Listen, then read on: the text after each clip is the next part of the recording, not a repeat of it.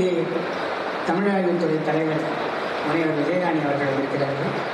அவர்கள் இந்த பயிலரங்கத்தை முறையாக தொடங்கி வைக்கிறார்கள்.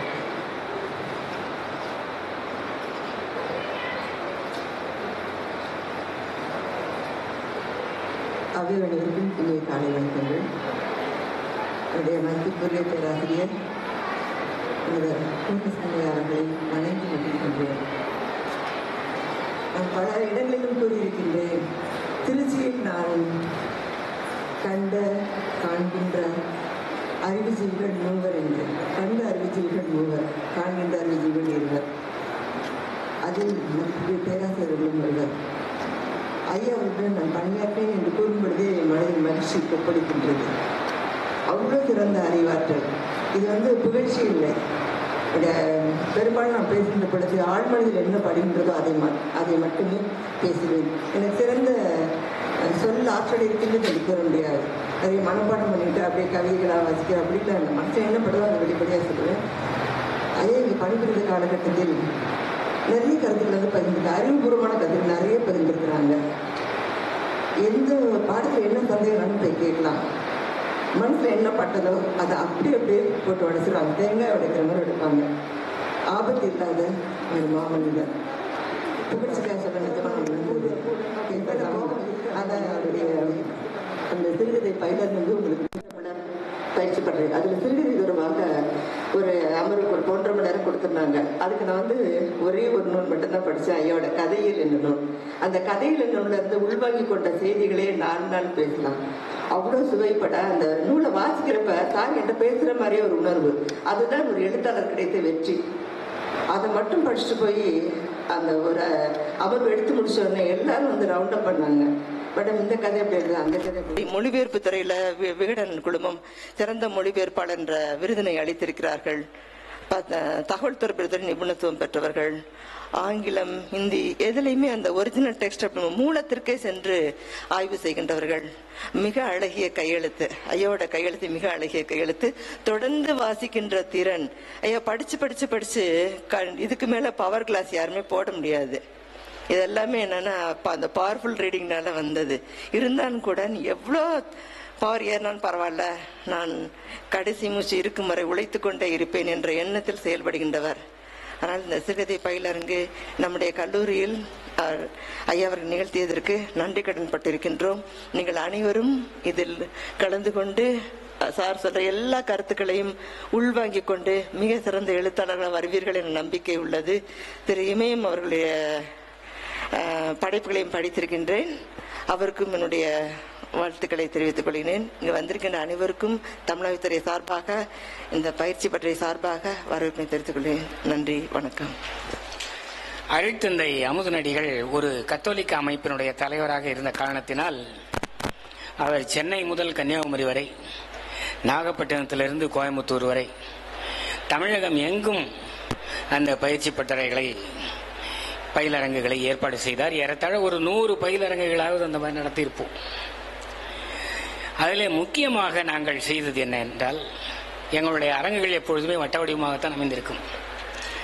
ஏனென்று கேட்டால், இப்போ கூட இந்த சேர்லாம் எடுத்துடணும், இதெல்லாம் முதல்வர் வருவார் என்று எதிர்பார்த்து இந்த சேர் அண்ட் டேபிளும் போடப்பட்டது. அதனால் அதை எடுத்துட்டா நல்லா இருக்கும். ஒரு வட்ட வடிவ அமைப்பு என்பதில் முதலும் தொடக்கமும் கிடையாது. யாருக்கும் முதன்மை என்பதும் கிடையாது, யாரும் தலைவர் என்பதும் கிடையாது, தொண்டர் என்பதும் கிடையாது, எதுவுமே கிடையாது. இப்போ இங்கே நான் மேடை மேலே உட்காந்து நீங்கள்லாம் கீழே உட்காந்துங்கன்னு வச்சுங்க, ஏதோ நான் உயரத்தில் இருக்கிறேன், அதுக்கப்புறம் ஒரு பேராசிரியர் முறையில் அல்லது எழுத்தாளர் முறையில் சில கருத்துக்களை சொல்ல போகிறேன், நீங்கள்லாம் எல்லாம் கேட்டுக்கிட்டு போகணும் அப்படின்ற ஒரு ஏற்ற இறக்கம் காணப்படும். ஆனால் ஏற்ற இறக்கம் இல்லாத ஒரு சமூகம் அமைய வேண்டும் என்பதுதான் நம்முடைய அடிப்படை நோக்கம். அதனால எப்பவுமே வட்டம்தான். நான் இதுவரை பங்கு கொண்ட நிகழ்ச்சிகள், பயிலரங்குகள் எல்லாமே வட்டமான முறையில் தான் அமைந்திருக்கும். யாருக்கும் முதன்மை கிடையாது. இப்ப நான் கொஞ்ச நேரம் உங்களோட பேசிட்டு இருக்கிறதுனால நான் முதன்மையானவன் அப்படின்ற அர்த்தம் கிடையாது. நீங்கள் முக்கியமா கவனிக்க வேண்டியது என்னன்னா, எப்போது வேண்டுமானாலும் கருத்துக்களை சொல்லலாம். எனக்கு தெரிந்தவரை என்னால் முடிந்தவரை அதற்கு விடையளிக்க முயற்சி செய்வேன். அல்லது உங்களுடைய கருத்துக்கள் மிகச் சிறப்பானதாக இருக்கும் பட்சத்தில் அதை எல்லோரும் ஏற்றுக்கொள்ளலாம். ஆக இதுல யாரும் முக்கியமானவங்க, முதன்மையானவங்க, ஆசிரியர், மாணவர் அல்லது பயிலரங்குக்கு வந்திருக்கின்ற ஒரு பயிற்சியாளர் அல்லது பயிற்சி கொடுப்பவர் அப்படிங்கிற தாரதமியங்கள், வேறுபாடுகள் எதுவும் கிடையாதுன்றது நீங்க முதல்ல தெரிஞ்சீங்க. ஆகவே அதுபடியே நீங்க நடந்துக்கலாம் தாராளமா. இதை நீங்களும் பழகி கொள்ள வேண்டும். நீங்கள் ஒருவேளை பேராசிரியர்களாகி அல்லது எழுத்தாளர்களாகி பிற்காலத்திலே இம்மாதிரியான வாய்ப்புகள் ஏற்படும் பொழுது இதை பயன்படுத்த வேண்டும் என்று உங்களை வேண்டி கேட்டுக்கொள்கிறேன். சரி, கமிங் டு த பாயிண்ட். இன்னைக்கு சிறுகதை பயிலரங்கம் ஏற்பாடு செய்திருக்கிறோம். அதில் 2 பகுதி இருக்குது. ஒன்று தியரி, இன்னொன்று பிராக்டிஸ். பிராக்டிஸ் உங்களுக்கு 12 மணிக்கு ஆரம்பிக்குது. இப்போதைக்கு அதனால்தான் பூர்வாங்கமாக சில குறிப்புகள் அப்படின்னு போட்டேன். இப்போதைக்கு சில அடிப்படையான விஷயங்களை நாம் பின்பற்ற வேண்டும். எல்லா துறைகளிலுமே அது உண்டு. இப்போ உதாரணமா ஒரு சினிமாட்டோகிராஃபர் இருக்காரு, வீடியோகிராஃபர் இருக்காரு அப்படின்னு சொன்னா அவர் இஷ்டத்துக்கு எடுத்துட முடியாது. எந்த ஆங்கிள் இருந்து எப்படி எடுத்தா நல்லபடியா விழும், எங்க லைட்டிங் எப்படி விழணும், எல்லாவற்றையும் கவனித்து அதற்கு தகுந்த மாதிரி தான் அவர் எடுக்க முடியுமே தவிர நான் நினைச்ச மாதிரி தான் எடுப்பேன் அப்படின்னா அது சரி வராது. அதே போல் தான் நாமும் நான் எனக்கு மனம் போன மாதிரி எழுதுவேன், என் இஷ்டப்படி எழுதுவேன் அப்படின்னா சரி வராது. சில அடிப்படைகளை பின்பற்ற வேண்டும். அது மட்டும் இல்லாம உங்களுக்கு நான் அடிப்படையாக சொல்லுகின்ற ஒரு விஷயம் என்னன்னா, சித்திரமும் கைப்பழக்கம் செந்தமிழும் நாப்பழக்கம் வைத்ததொரு கல்வி மனப்பழக்கம் அப்படின்ட்டு ஔவையார் சொல்லி இருக்கிறாங்க. எல்லா கலைகளுமே பயிற்சியால் வருவதுதான். பயிற்சி இல்ல, ஆண்டவன் எனக்கு நேரா கொடுத்துட்டான் அப்படின்ற மாதிரி சிலர் பேசுவாங்க. உண்மை இல்லை. ஒரு சாதாரண கர்நாடக சங்கீத வித்வானா வரணும், ஒரு வீணை வித்வானா வரணும், ஒரு புல்லாங்குழல் வித்வானா வரணும், ஒரு வாய்ப்பாட்டு பாடகன் ஆக வேண்டும் என்றால் கூட நீங்கள் ஏறத்தாழ ஒரு 5 ஆண்டுகளாவது முறையான பழக வேண்டும். அதை பயிற்சி செய்து பயிற்சி செய்து பயிற்சி செய்து பயிற்சி செய்து பழக வேண்டும். ஆக ஒரு சங்கீத வித்வான் ஆவதற்கு கூட 10 ஆண்டுகள் பயிற்சி வேணும் குறைஞ்சபட்சம். ஒரு சிற்பி ஆவதென்றால் அதற்கும் ஒரு 10 ஆண்டுகள் போல பயிற்சி வேணும். மாமல்லபுரத்திலே சிற்ப பயிற்சி கூடம் எல்லாம் இருக்கிறது, போய் பாருங்கள். அதே போல இந்த விஷயங்களை விட்டுருவோம், நாம கலைகளை, நுட்ப கலைகளை விட்டு விடுவோம். வெறும் ஓட்ட பந்தய வீரன் ஆக வேண்டும் அப்படின்னா கூட நீங்க எத்தனை வருஷம் பயிற்சி பண்ணணும் யோசனை பண்ணி பாருங்க. டெய்லி ஓடிக்கிட்டே இருக்கணும். ஒரு சில நாட்கள் நீங்கள் கைவிட்டால் காலெல்லாம் ஸ்டிஃப் ஆயிடும், உடம்பு ஒத்துழைக்காது, உங்களால ஓட முடியாது. தொடர்ந்த பயிற்சி என்பது இருந்து கொண்டே இருக்க வேண்டும். ஆக எழுத்தாளர்களாக முனைகின்ற உங்களுக்கும் என்னுடைய அறிவுரை என்னவென்றால், எழுத்து என்பது முதன்மையாக ஒரு பயிற்சி. அது ஏதோ கடவுள் அருள்லாம் தேவையில்லை, கடவுள் அருள் பெற்றவன் தான் எழுதுவான், மற்றவன்லாம் வேடிக்கை பார்த்துக்கிட்டு இருப்பான்னு அர்த்தம் இல்லை. நம்பர் 1. ஆனா என்ன வேணும்? தொடர்ந்த பயிற்சி வேணும். எழுதிக்கிட்டே இருக்கணும். டெய்லி ஒரு அரை மணி நேரமாவது 1 மணி நேரமாவது உட்கார்ந்து உங்க மனசுல தோன்ற அனுபவங்கள், அன்றைக்கு நீங்கள் பட்ட அனுபவங்கள், சந்தித்த விஷயங்கள் எல்லாவற்றையும் நீங்கள் எழுதி கொண்டே வந்தால் கண்டிப்பாக நீங்கள் பெரிய எழுத்தாளராவது நிச்சயம். இதற்கு நான் சொல்லக்கூடிய மிகச்சிறந்த சான்று ஜெயமோகன். அவர் பெரிய எழுத்தாளர், உங்களுக்கு தெரியும். முதல்ல அவரை ஏறத்தாழ ஒரு 25-30 ஆண்டுகளுக்கு முன்னால் நான் சந்தித்த பொழுது அவர் எழுத்தாளர் கிடையாது, பேராசிரியராக நான் இருந்தேன். அவர் எதுவும் கிடையாது. அதனால அவருக்கு என்கிட்ட ஒரு பயம் அப்போ. ஆனா தினசரி அவர் பார்த்தீங்கன்னா குறைந்தபட்சம் ஒரு 50 பக்கமாவது எழுதியே தீர வேண்டும் என்ற கொள்கை உடையவர். நல்லா இருக்குது, நல்லா இல்ல, மற்றவன் பார்க்கறான், பார்க்கல, பாராட்டுறான், பாராட்டல, குறையே சொல்றான், அதை பத்தி எல்லாம் கவலை கிடையாது. You have to write again and again. You have to write. That is the secret of success as a writer. இதை செய்யலைன்னு சொன்னா சும்மா ஏதோ நம்ம பயிலரங்கத்தில் கலந்துக்கிட்டோம் போயிட்டோம் அப்படின்னா உங்களுக்கு எழுத்து வராது. நான் வேணா எழுதிய தரேன். எழுதிக்கொண்டே இருக்க வேண்டும். டெய்லி வீணை வாசிக்கிறவன் தான் வீணை வித்வான் ஆக முடியும். டெய்லி எழுதிட்டு இருக்கிறவன் தான் எழுத்தாளன் ஆக முடியும். இதை நீங்க மனசுல வச்சுக்கணும். அதனாலதான் பயிற்சி பயிலரங்குகள் அல்லது பட்டறைகள் என்று சொன்னாலே ஏளனமாக கருதுபவர்கள் உண்டு. ஒரு இடம் காணாசு என்கிட்ட பேசிட்டு இருந்த போது என்னையா கிழிக்கிறீங்க பயிலரங்கெல்லாம் வச்சு, நாங்கள்லாம் எந்த பயிலரங்க சந்திச்சு எழுத வந்தோம், தோணுச்சு எழுதணும் அவ்வளவுதான். நான் அவர்கிட்ட கேட்டேன், தோணுச்சு எழுதிங்க சரி, எந்த வருஷம் எழுத ஆரம்பிச்சிங்க? ஏறத்தாழ 1930 வாக்குல. நான் அவர்கிட்ட பேசிக்கிட்டு இருந்த ஆண்டு அநேகமாக 79-80 இருக்கலாம். இப்போ என்ன, எத்தனை வருஷம் ஆச்சு? 50 வருஷம். 50 வருஷமா எழுதிட்டு இருக்கிறீங்க. அதான் நீங்க கலந்து கொண்ட பயிற்சி பட்டறை உங்களை பக்குவமாக்கியது. அதனால ஏதோ ஒரு நாள் கருத்துக்களை கேட்டு விட்டு போய் விடுகிறோம், அல்லது ஒரு நாள் ஒரு சிறுகதை எழுதி விடுகிறோம், ஒரே ஒரு நாள் நாம் ஒரு கவிதை எழுதி விடுகிறோம். நம்ம தமிழ்நாட்டிலேயே அவலம் என்ன அப்படின்னா, ஒரே ஒரு கவிதை எழுதி அதை எங்கேயாவது ஒரு பத்திரிகையில பப்ளிஷ் பண்ணிட்டான்னா உடனே பேருக்கு முன்னாடி கவியர்னு போட்டுக்குவான். கவியர்னு போட்டுக்கிட்டா பரவாயில்ல, அது ஒரு 5 கவிதை எழுதிட்டான்னா கவி அரசு, கவி பேரரசு, இன்னும் கவி, இன்னும் என்னென்ன சொல்றதுன்னு தெரியாது, எல்லாம் போயிட்டே இருக்கும் பட்டங்கள். ஆக அது அல்ல. எனக்கு தெரிஞ்ச வரைக்கும் உலக எழுத்தாளர்கள் எல்லாருமே ஏறத்தாழ இளமையிலே ஒரு 15 வயது அளவிலே எழுத தொடங்கியவர்கள் சாகர வரைக்கும் எழுதிட்டு இருக்கிறாங்க. நான் இந்தியாவுக்கு வந்த பொழுது சந்தித்த ஒரு முக்கியமான எழுத்தாளர் ராபர்ட் ஃப்ராஸ்ட், ஒரு அமெரிக்க கவிஞர். நான் அவரை சந்தித்த போது அநேகமாக அவருக்கு வயசு 70க்கு மேல இருக்கும். அப்பவும் எழுதிட்டு இருந்தார். அதனால தயவு செய்து இங்கே நாங்கள் குறிப்புகள் கொடுக்கிறோம், உங்களுக்கு ஒரு பயிற்சி தருகிறோம், அதையெல்லாம் சரி. ஆனால் நீங்கள் தொடர்ந்து எழுதுகின்ற பயிற்சியினை மேற்கொள்ள வேண்டும். இதுதான் என்னுடைய வேண்டுகோள். சரி, சிறுகதை தான் எழுதுறதுக்கு ரொம்ப எளிது.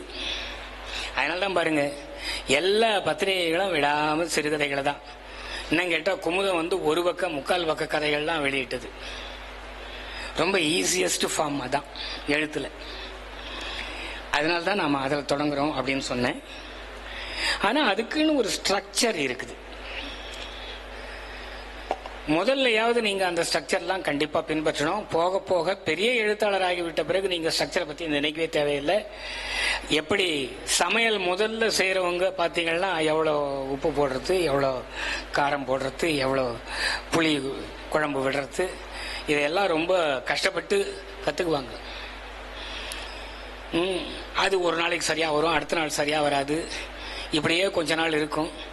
ஆனால் பழகிவிட்டால் அதுக்கப்புறம் அவங்க அதை பத்தி சிந்திக்கிறதே கிடையாது. அது ஆட்டோமேட்டிக்கா நடக்குது. அவ்வளவுதான். வீட்டில் போய் எங்க அம்மாவை குழம்பு வைன்னு சொன்னா, அம்மா இவ்வளவு மிளகாய் போடணும், 2 தேக்க 2 மிளகாய் தூள், டிவியில சொல்ற மாதிரி சொல்லிட்டு உட்காந்துருக்கிறது இல்லை. அவங்க பாட்டுக்கு கையில வந்ததை அள்ளி போடுவாங்க. பிரமாதமா இருக்கும் ருசி. அவ்வளவுதான். இது பயிற்சியினால் வருவது. அவ்வளவுதான். அதுபோல பயிற்சியினால் உங்களுக்கு கண்டிப்பாக நன்றாக எழுத வரும். இதுக்கு யாரும் தடையில்லை. சிறுகதை என்று சொல்லும் பொழுது அதற்கு ஒரு அமைப்பு இருக்கிறது. என்ன அமைப்பு? ரொம்ப சிம்பிளான அமைப்பு. எதுவா இருந்தாலும் ஒரு தொடக்கம் வேண்டும், ஒரு முடிவு வேண்டும், மத்தியில வளர்ச்சி என்பது வேண்டும். அவ்வளவுதான். தொடக்கம், வளர்ச்சி, முடிவு. இந்த 3ம் சேர்ந்தா ஒரு சிறுகதை வந்துருச்சுன்னு அர்த்தம். இதுன்னு இல்லை, எதுவும் தான். ஒரு கட்டடம் எடுத்துக்கிட்டீங்கன்னா கூட நல்லா பிளான்கள்லாம் என்ஜினியரை வச்சு பிளான் போட்டு நல்லா அழகா தொடங்குறோம். அப்புறம் நல்லா ஆழமா ஒரு வானம் கடைக்கால்லாம் தோண்டி அதுல சுவர் எழுப்பி அதெல்லாம் பண்றோம். அதான் வளர்ச்சி. கடைசியா பார்த்தீங்கன்னா நல்லா அழகா முடிஞ்சு போன உடனே கட்டடம் முடிஞ்சதும் பெயிண்டிங் எல்லாம் கொடுத்து வெளியே மேற்பூச்சி வேலைகள்லாம் செய்து அலங்காரம் செய்து அழகா அதை முடிச்சிடுறோம், திறந்து வைக்கிறோம், முடிவு. எந்த செயல்லையுமே தொடக்கம், வளர்ச்சி, முடிவு இது உண்டு. அதே போல சிறுகதையிலும் இந்த மூணும் உண்டு. தொடங்கிறது நீங்க எப்படி வேணா தொடங்கிடலாம், ரொம்ப ஈஸி, ஒன்றும் கஷ்டமே கிடையாது. நான் கூட நிறைய சிறுகதைகள் என்னுடைய பயிற்சியாளர்களுக்கு பயிற்சி கொடுக்கறதுக்காகவே பல சமயங்களில் எழுதியிருக்கேன். அதெல்லாம் தொகுத்து வெளியிடல. அதெல்லாம் தொகுத்தா ஒரு 30-40 சிறுகதைகள் தேரும். ஆனால் நான் அதை செய்யலை இன்னும். என்னுடைய வெப்சைட் ஒன்று இருக்குது, www.poornachandran.comனு, போய் பாருங்க. அது உங்களை மாதிரி மாணவர்களுக்காக நடத்தப்படுவது தான். அதுலையாவது வெளியிடணுன்ற ஆசை எனக்கு உண்டு. எப்போது முடிஞ்சா வெளியிடுறேன். எப்படி வேணா ஒரு சிறுகதையை தொடங்கிடலாம். நாங்கள் அன்றைக்கு காலை 9:30 மணிக்கு சிறுகதை பயிலரங்கத்திற்காக பிஷப் கல்லூரி மன்றத்தில் கூடியிருந்தோம் அப்படின்னு கூட ஒரு சிறுகதையை நீங்க தொடங்கிடலாம். அல்லது எங்கள் வீட்டின் அருகிலேயே ஒரு சாக்கடை ஓடிக்கொண்டிருக்கிறது அப்படின்னு கூட தொடங்கலாம். எப்படி வேணா நீங்க தொடங்கலாம். தொடங்கிறது பிரச்சனையே கிடையாது. சரிதானா? காஃப்கா அப்படின்னு ஒரு பெரிய பிரபலமான எழுத்தாளர், ஜெக்நாட்டவர், அவர் மெட்டமார்பசிஸ்னு உலக புகழ்பெற்ற சிறுகதை ஒன்று எழுதினார். அதனுடைய முதல் வாக்கியம் எப்படி தொடங்க தெரியுமா? அன்று காலை தூங்கி கண் விழித்த பொழுது நான் என்னுடைய கை கால்கள் எல்லாம் மேல் நோக்கி உதைத்துக் கொண்டிருக்க ஒரு பெரிய பூச்சியாக மாறிவிட்டிருப்பதை உணர்ந்தேன் அப்படின்ட்டு தொடங்குது அந்த கதை. நீங்க எப்படி தொடங்குறீங்கன்றீங்க பத்தி யாரும் கேள்வி கேட்க மாட்டாங்க. எப்படி வேணா தொடங்கலாம். என்னுடைய ஜன்னலுக்கு வெளியே பார்த்தால் பெரும்பாலும் இயற்கை காட்சிகள் தான் காண்பது வழக்கம். ஆனால் அன்றைக்கு பார்த்தால் வித்தியாசமாக இருந்தது அப்படின்னு கூட தொடங்கலாம். எப்படி வேணா தொடங்கலாம், என்னத்தை வேணா தொடங்கலாம். ஆக தொடக்கம்ன்றது ஒரு பிரச்சனையே கிடையாது. ஆனா தொடங்கிறதுக்கு முன்னாடி ஒரு ஐடியா அப்படிங்கிறது உங்களுக்கு இருக்கணும். நாம எதை பத்தி எழுத போறோம், இது ரொம்ப முக்கியம். ஏன்னா இப்ப நம்ம ஒருத்தர் பஸ்ல ஏறுறாரு. சார் எங்க சார் போறீங்க? நான் தேனிக்கு போய் சேரணும்பா அப்படிதான் பதில் சொல்லுவாரு. இல்லைன்னா திருச்சிக்கு போகணும்னு சொல்லுவாரு. இல்லைன்னா நான் சென்னைக்கு போகணும், விழுப்புரத்துக்கு போகணும்னு சொல்லுவாரு. அதை விட்டு எங்கேயாவது போகணும் சார் அப்படின்னு சொன்னா எந்த பஸ்காரன் ஏற்றுவான் சொல்லுங்க பார்க்கலாம். எல்லாத்துக்கும் நாம செய்யற எல்லா காரியங்களுக்கும் ஒரு ஐடியா இருக்குல்ல பின்னாடி. எந்த ஐடியாவும் இல்லாம நாம எந்த காரியத்தை செய்யறோம்? இப்ப உங்களுக்கு கூட இங்க வந்திருக்கிறோம், ஏதோ ஒரு ஐடியா, நமக்கு ஏதோ ஒரு விஷயம் கிடைக்க போகுது, நாம் ஏதோ ஒரு பயிற்சியை பெறப்போகிறோம் அப்படிங்கிற சிந்தனை ஏற்பட்டு அதனால தான் வந்திருக்கிறீங்க. அதனால ஐடியா இல்லாம எதுவுமே கிடையாது. So you should have some idea about what we are going to write. எதை பற்றி எழுத போகிறோம்? நான் ஏற்கனவே சொன்னேன், என்னுடைய நண்பர் இவர் ஜெயமோகன், அவர் பார்த்தீங்கன்னா அவருக்கு எப்பவுமே இந்த இந்து மதத்தினுடைய பெருமைகளை எல்லாம் வலியுறுத்தி எழுதுறது ரொம்ப பிடிக்கும். ஆனா ரொம்ப அதை உட்பொதிந்து வெளிப்படையாக அதை காட்டிக்க மாட்டேன்.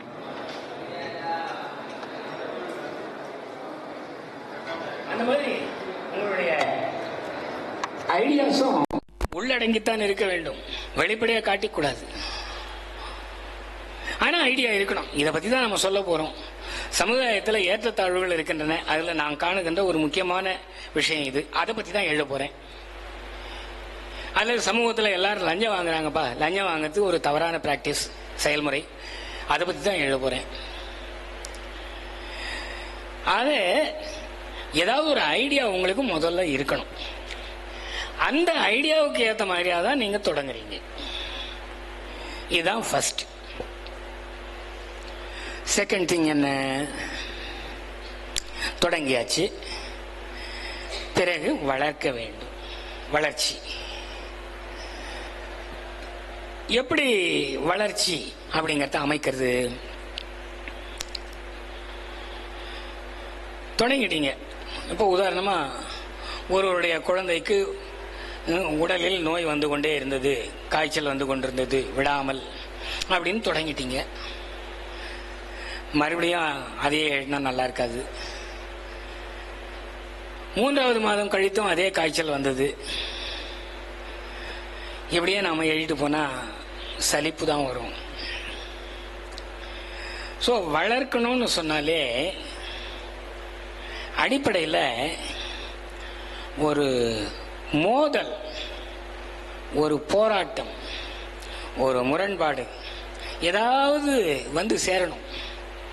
இப்போ உதாரணமாக இப்போ அவருடைய குழந்தைக்கு முறை காய்ச்சல் போல அடிக்கடி காய்ச்சல் வந்து கொண்டே இருந்தது. ஒரு பெரிய டாக்டரிடம் கொண்டு சென்றார். அவர் சோதித்து பார்த்துவிட்டு எனக்கு தெரிந்தவரை மருந்து தருகிறேன் என்றார். ஆனால் அதனாலும் தீரவில்லை. அப்படின்னு சொன்னா கொஞ்சம் அடுத்த டெவலப்மெண்ட், அடுத்த ஸ்டேஜுக்கு போகுது, அடுத்த படிக்கட்டு. ஆக இப்படி படிப்படியாக நாம் வந்து கதையை வளர்க்க வேண்டும். அப்படி கதையை வளர்ப்பதற்கு ஒரு முரண் என்பது இருந்தால் மிகுந்த உதவி செய்யும். அதுதான் ரொம்ப அவசியம். ஏன்னா இதையும் நாம படிப்படியாக எவ்வளவு தூரம் வளர்க்க முடியும்? ரொம்ப தூரம் வளர்க்க முடியாது. இந்த டாக்டர் கிட்ட காட்டினாரு, அந்த டாக்டர் கிட்ட காட்டினாரு, அப்புறம் வந்து சென்னை கொண்டு போனாரு, அங்க உள்ள பெரிய டாக்டர் கிட்ட காட்டினாரு, சிஎம்சி கொண்டு போனாரு, அப்போலோவை கொண்டு போனார். இப்படியே சொல்லிட்டு இருந்தா போர் அடிச்சு போயிடும். ஆக அப்ப என்ன பண்றோம்னா ஒரு மோதலை உருவாக்குகிறோம். எப்படி? உதாரணமா அப்போலோவை கொண்டு போறாரு. உங்க பையனுக்கு வந்து ரத்தத்துல ஏதோ கோளாறு இருக்குங்க, இது தீராத ஒரு வியாதியாக தோன்றுகிறது அப்படின்ட்டு அவர் சொல்றதா வச்சுக்கலாம். அப்போ ஒரு முரண்பாடு ஏற்படுகிறது. எப்படி நம்ம பையனை காப்பாற்ற போறோம் அப்படிங்கிற கேள்வி அவருக்கு எழுகிறது. ஸோ மறுபடியும் ஒரு வளர்ச்சி, அதுக்கு என்னென்ன நடவடிக்கைகள் மேற்கொண்டார் அப்படிங்கிறத பத்தி நாம வளர்க்கலாம். அதனால இது மாதிரி ஒவ்வொரு கட்டத்திலும் ஒரு சின்ன சின்ன மோதல்களாக உருவாக்கி கடைசியாக ஒரு முக்கியமான மோதலாக கொண்டு வர வேண்டும். அந்த முக்கியமான மோதல் வருகின்ற நிலையைத்தான் நாம் பொதுவாக கிளைமேக்ஸ் அல்லது உச்சநிலை, உச்சகட்டம் அப்படின்னு சொல்றது வழக்கம். அதனால அது வரைக்கும் நீங்க வந்து வளர்க்கலாம். கிளைமேக்ஸ் வர்ற வரைக்கும் நீங்கள் கதையை வளர்த்து கொண்டு செல்லலாம். சரிப்பா, கிளைமேக்ஸ் வந்தாச்சு, அப்புறம் ஒன்றும் இல்லை, எவ்வளோ வேகமாக கதையை முடிக்கணுமோ அவ்வளோ வேகமாக முடிச்சாகணும். அதுதான் கிளைமேக்ஸ். வந்த பிறகு நீட்டவே கூடாது. நீட்னா போச்சு, அதுக்கப்புறம் எல்லாருக்கும் பயங்கரமான சலிப்பும் அதுதான் ஏற்படும். திரைப்படங்களில் கூட பார்த்துருக்கலாம், கதாநாயகன் கதாநாயகி காதலிப்பாங்க, அப்புறம் அவங்களுக்கு கல்யாணம் முடிஞ்சு போச்சு. கல்யாணம் முடிஞ்சு போச்சு அப்படின்னு சொன்னா கதை முடிவுக்கு வந்துருச்சு. டக்குன்னு முடிச்சிட்டு வணக்கம் போடுறது தான் வந்து முறை. அதை விட்டுட்டு அதுக்கு பிறகு அவங்க ஆட்டம் பாட்டத்தில் ஈடுபட்டாங்க, பூங்காவில் போய் பாட்டு பாடினாங்க, அப்படிலாம் வளர்த்து. இப்போ அன்பேவான் கூட ஒரு பெரிய பிரசித்தமான படம் வந்தது, பழைய காலத்தில் எம்ஜிஆர் படம். அதில் பார்த்தீங்கன்னா இந்த முரண் மோதல் எல்லாமே வரும். கடைசி வரைக்கும் கதாநாயகனுக்கும் சண்டை இருக்கும். கடைசி வரைக்கும் அவன் தப்பா நினைச்சுக்கிட்டே இருப்பான். அப்புறம் அது தீர்ந்து போய் திருமணம் நடக்கும். ஆனா திருமணம் நடக்கிறதோட கதை முடியாது. அதுக்கப்புறம் பாத்தீங்கன்னா ஒரு 10 நிமிஷம் ஒரு பாட்டை போட்டு நம்ம சாகடிச்சிருவாங்க. எல்லாரும் பெரும்பாலும் விட்டா போதும்னு எழுந்து அதுக்கு முன்னாடியே ஓடி போயிடுவாங்க. அதனால இந்த மாதிரி ஒரு கிளைமேக்ஸ் வந்தால் உடனே நீங்க கதையை முடிச்சாகணும். இல்லைன்னா பெரிய சலிப்பு ஏற்படும், மிக மோசமான எதிர்விளைவு ஏற்படும். அது வந்து சரியில்லை. அதனால இதுதான் கதைக்கு அடிப்படையான விஷயம் அப்படின்னு சொன்னா அதனுடைய கட்டமைப்பு இதான். முதல்ல தொடக்கம், அதுக்கப்புறம் மோதல், முரண், அது வாயிலாக ஏற்படுகின்ற வளர்ச்சி, அப்புறம் வந்து உச்சகட்டம், அதுக்கு வந்த உடனே முடிச்சிடுறது முடிவு. இந்த முடிவு தான் வந்து ரொம்ப முக்கியமானது.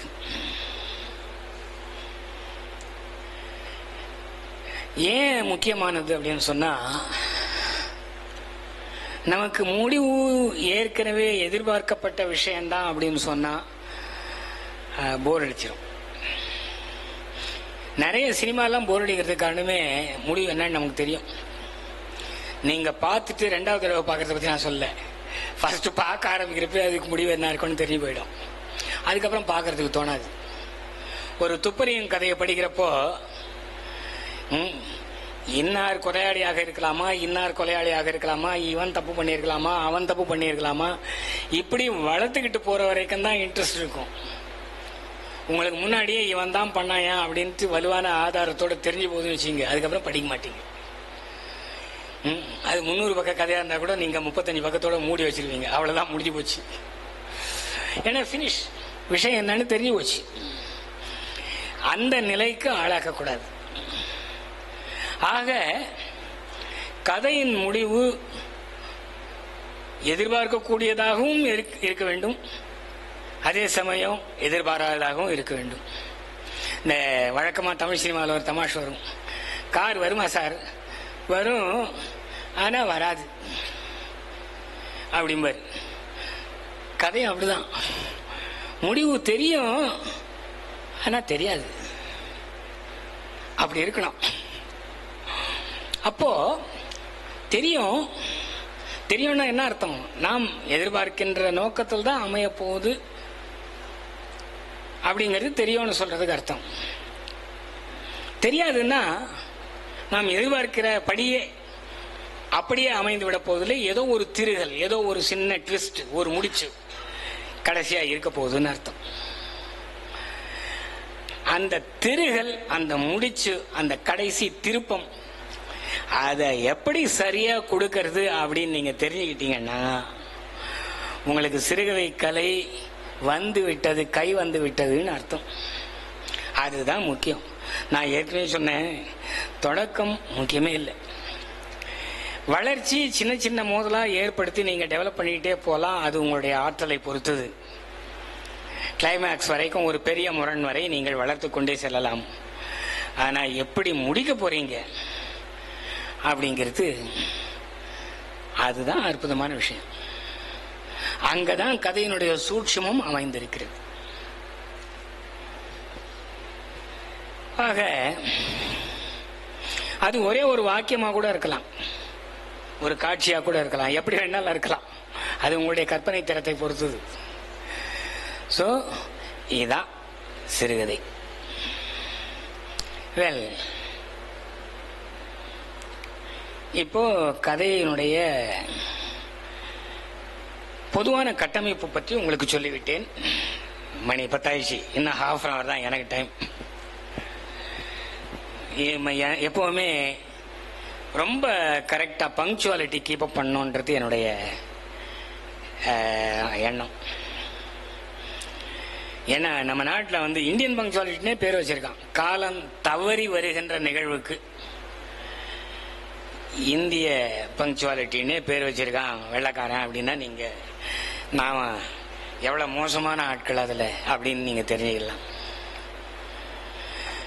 இந்த மாதிரி சிறிய நிகழ்ச்சிகளுக்கு பங்க்சுவாலிட்டின்றது ரொம்ப ரொம்ப ரொம்ப அவசியம். So I want to finish my speech exactly at 10:30. But before that I want to tell you about 2 more things. 2 விஷயங்கள். அதாவது அதில் ஒன்று என்னன்னா, பொதுவாக நான் சொன்னேன் ஏதாவது ஒரு ஐடியா வச்சுக்கிட்டு தான் கதை எழுதணும் அப்படின்ட்டு. அந்த ஐடியாவுக்கு ஏற்ற மாதிரியா கதையை நீங்கள் வளர்க்கணும் அப்படின்னு சொன்னால் ஒரு நோக்கு நிலை, பாயிண்ட் ஆஃப் வியூ அப்படிங்கிறது ரொம்ப ரொம்ப முக்கியம். இதை பற்றி யாராவது கேள்விப்பட்டிருக்கீங்களா? பாயிண்ட் ஆஃப் வியூ பற்றி தெரிஞ்சா தயவு செஞ்சு நீங்கள் சொல்லுங்கள். ஏன்னா ஏற்கனவே சொன்ன மாதிரி நானே சொல்லிக் கொண்டிருக்க விரும்பவில்லை, நானே பேசிக்கொண்டிருக்க விரும்பவில்லை. இப்போ கதையினுடைய கட்டமைப்பு பற்றி சொல்லிவிட்டேன். பாயிண்ட் ஆஃப் வியூனா என்ன, அது ஏன்னா ஐடியாவுக்கு ஏற்ற மாதிரி தான் பாயிண்ட் ஆஃப் வியூ தேர்ந்தெடுக்க முடியும். ஸோ பாயிண்ட் ஆஃப் வியூனா என்னன்னு யாராவது தெரிஞ்சால் கொஞ்சம் சொல்லுங்க. தெரியலன்னா பரவாயில்ல, தெரிஞ்சவங்க நிச்சயமா இருக்கும். ஏன்னா உங்களில் அநேகமாக முதுகலை படித்தவர்கள், மேற்கொண்டு ஆய்வு மேற்கொண்டவர்கள் அல்லது அந்த மாதிரி லெவலில் இருப்பீங்க. அதனால கண்டிப்பாக பாயிண்ட் ஆஃப் வியூ பற்றி ஏதாவது தெரிஞ்சிருக்கும் உங்களுக்கு.